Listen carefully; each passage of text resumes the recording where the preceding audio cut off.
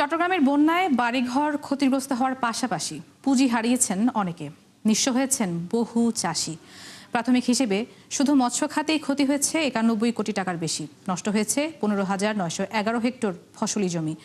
জহিরুল ইসলামের ক্যামেরায় চট্টগ্রাম থেকে প্রণবেশ চক্রবর্তীর প্রতিবেদন। কয়েক লাখ টাকা খরচ করে 4টি মাছের ঘের করেছিলেন সাতকানিয়া উপজেলার কেউচিয়া গ্রামের মফিজুর রহমান। তার সবকটি ঘেরেই ভেসে গেছে বন্যার পানিতে। মাছ চাষে যে চোখে স্বপ্ন দেখেছিলেন ভবিষ্যৎ গড়ার, সেই চোখে এখন শুধুই হতাশা। 120 টাকার মাছ চলে গেছে, এখানে অনেক বাজার, আমার বাজার আছে 4টা, ওগুলো তলায় গেছে। এবারের বন্যায় সাতকানিয়া, বাঁশখালী, চন্দনাইশ সহ চট্টগ্রামের 5টি উপজেলায় ক্ষতিগ্রস্ত হয়েছেন শত শত মৎস্য চাষী।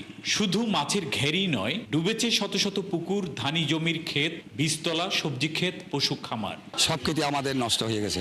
আমি 3টা খেতে গেছি, 3টা ডুবে গেছে, একটা খেতে না এখানে। জেলা মৎস্য বিভাগের প্রাথমিক হিসাবে বন্যা ও পাহাড়ি ঢলে ৯,৯33টি পুকুর এবং 320টি ঘের ক্ষতিগ্রস্ত হয়েছে।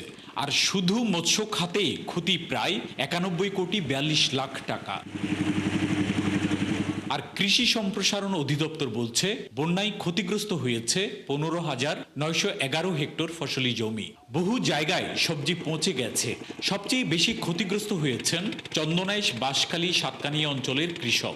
এখন পর্যন্ত আমাদের যে প্রাথমিক প্রতিবেদন, সেখানে আমাদের প্রায় 18,000 কৃষকের ক্ষতির সম্ভাবনা আছে। বন্যা দুর্গত এলাকাগুলো পরিদর্শনে গিয়ে ঘরবাড়ি মেরামতের পাশাপাশি ক্ষতিগ্রস্ত মৎস্য চাষী, খামারি, কৃষকদের পাশে থাকার আশ্বাস দিয়েছেন বন্যা বিষয়ে দায়িত্বপ্রাপ্ত প্রতিমন্ত্রী অনিন্দ ইসলাম ও প্রধানমন্ত্রীর উপদেষ্টা রুহুল কবির রিজভী। মাছের ঘের ভেসে গেছে, গবাদি পশু ক্ষতিগ্রস্ত হয়েছে।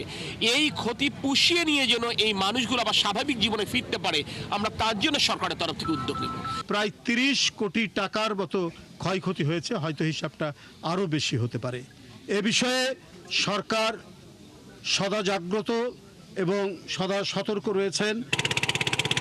আমার পেছনে বিস্তীর্ণ যে জায়গা পানির নিচে তলিয়ে গেছে, এখানেই ছিল ধানের ক্ষেত, ফসলি আবাদ এবং মাছের খামার। টানা বন্যায় এখানে শুধু জমি ডুবেনি, ডুবে গেছে পুরো বছরের পরিশ্রম, মানুষের জীবিকা এবং ভবিষ্যতের স্বপ্ন। প্রণবেশ চক্রবর্তী, ৭১, সাতকানিয়া, চট্টগ্রাম।